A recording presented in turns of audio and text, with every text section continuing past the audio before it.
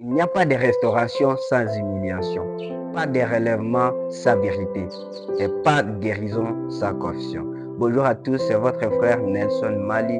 Nous bénissons grandement le Seigneur pour cette occasion qu'il nous donne encore de venir devant vous partager des empares. Nous sommes en train de parler de la repentance comme vous le savez déjà. La fois passée, nous avions parlé de ce qui n'est pas la repentance. Nous avions directement donné la définition de la repentance. Aujourd'hui, nous allons parler des étapes de la repentance. Ces étapes de la repentance englobent la repentance elle-même. Si vous oubliez une de ces étapes, cela veut dire que vous n'avez pas effectué une repentance totale.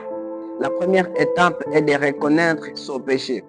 Lorsque tu reconnais que tu es un pécheur, c'est alors que tu peux te repentir. Il est vraiment difficile et même impossible de délivrer une personne qui n'est pas consciente qu'il est en captif, qu'il est un prisonnier quelque part. Pour la sauver, il faut que la personne soit consciente qu'elle est prisonnière. Dans une situation où ça nécessite le salut, ça nécessite d'être sauvée. Si la personne n'est pas consciente de cela, si la personne ne reconnaît pas son péché, il est difficile d'être repenti parce qu'on change de direction si et seulement si on est conscient qu'on est dans une mauvaise direction. Alléluia. Après la reconnaissance, après avoir reconnaître son péché, tu vas passer à ce qu'on appelle les regrets.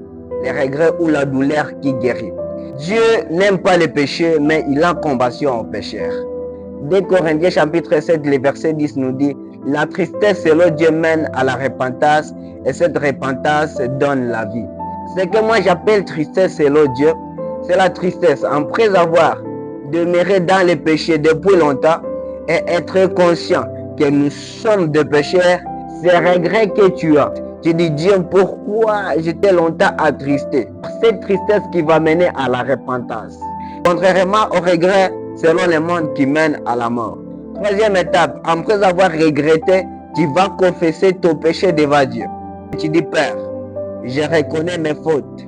Je suis allé loin de ta volonté, mais je viens devant toi afin que toi seul tu me pardonnes. Parce que la Bible nous dit en 1 Jean chapitre 1, le verset 9, que si nous confessons nos péchés et les délaisser, Dieu est prêt et capable de nous pardonner. Est-ce que tu es prêt à être pardonné, confesser tes péchés parce que tu reconnais qu'il est le seul capable de te pardonner? Quatrième étape, changement de direction. La façon dont tu marchais, tu vas abandonner cette manière. Tu vas commencer à suivre une nouvelle voie qui mène à la vie. Cette repentance va te mener toujours à la vie et tu ne peux pas te repentir de ce qui est bon. Ésaïe 55, le verset 7 nous dit que le méchant abandonne sa voie et l'homme de l'iniquité ses pensées. Alléluia. Je te rassure, lorsque tu abandonnes ta voie et tu l'abandonnes vraiment, le Seigneur est prêt et il est capable. Il est prêt à te justifier, à te purifier. Cinquième étape, tu dois détester les choses du monde. La Bible nous dit en 1 Jean chapitre 2, le verset 15 en 16. N'aimez point les choses de ce monde et n'aimez point le monde. Parce que celui qui aime le monde n'a pas Dieu à lui, n'a pas la vérité à lui. Mais lorsque tu montres que tu t'es vraiment converti et que tu as abandonné le chemin, tu dois aussi haïr les choses dont tu faisais auparavant qui ne plaisaient pas au Seigneur. Alléluia. Tu dois vraiment détester ces choses au point où même les écouter, ça te fait mal.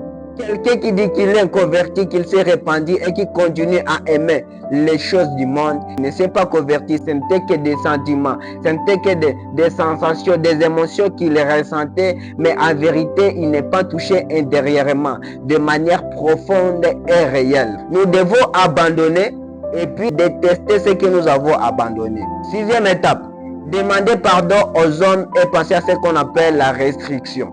Si tu as réparé avec Dieu, c'est bien.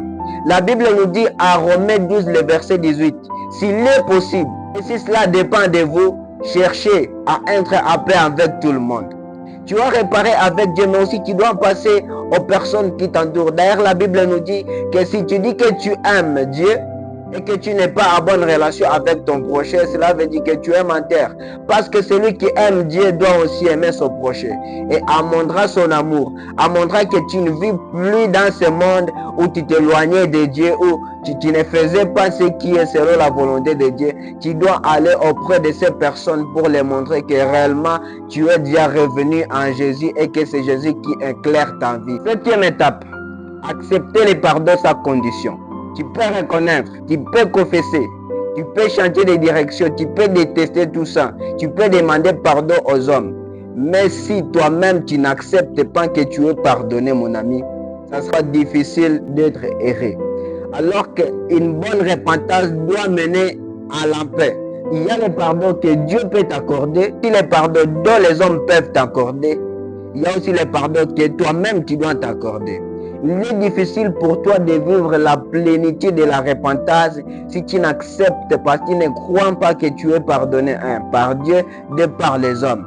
C'est tellement important parce que chaque repentance doit mener à la paix. Alléluia.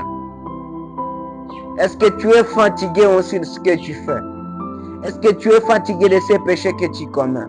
J'aimerais prier pour toi que le Seigneur continue de plus en plus à t'aider de revenir vers lui, que le Père t'attire vers le Christ. J'aimerais aussi prier en ces personnes qui sont déjà à Christ et qui ont déjà abandonné leur mauvaise voie. Que le Seigneur puisse les aider, que le Saint-Esprit puisse les guider. Il t'entend à la montagne. Il t'entend, viens à lui tel que tu es. Peu importe ce que tu as fait dans le passé, peu importe les péchés que tu as commis, mais il t'attend. Il veut que tu reviennes. Viens en Jésus, parce que c'est à lui que tu trouves ton repos. C'est à lui que tu trouves le repos. Il est difficile de plaire à son maître sans le connaître davantage. Si tu veux bien servir, tu dois connaître ton maître. Que Dieu vous bénisse.